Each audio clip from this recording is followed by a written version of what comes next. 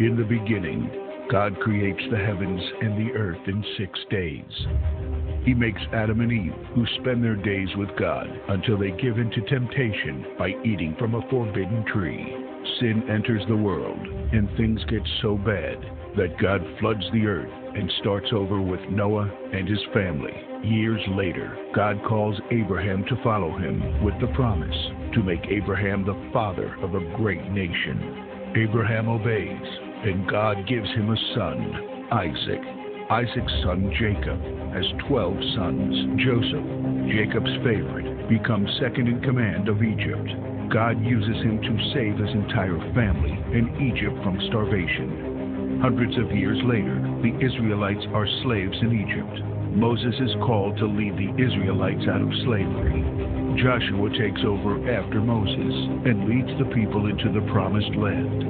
After Joshua, God raises up judges, temporary military leaders like Deborah, Gideon, and Samson, who protect and fight for God's people.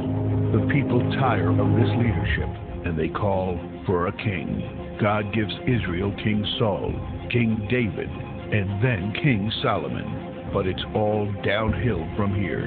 The people rebel, the kingdom of Israel is divided, and everyone turns their back on God. Prophets like Elijah, Isaiah, Micah, and Jeremiah warn that if people don't repent of their sins, there will be consequences. But the people ignore their warnings.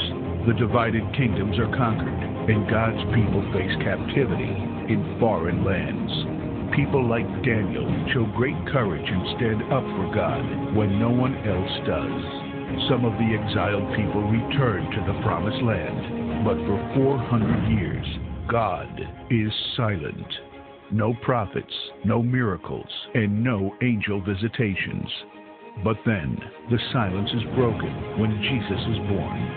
He lives a perfect life, teaches truth, and performs miracles, proving He is God. He shows us the full extent of God's love by taking our place and dying on the cross for our sin.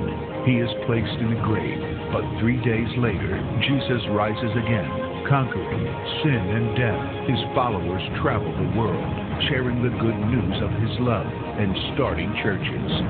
We now are part of this story, and we have the chance to change the world and share His love, because one day He will crack open the sky and He will return. It's the greatest story ever told.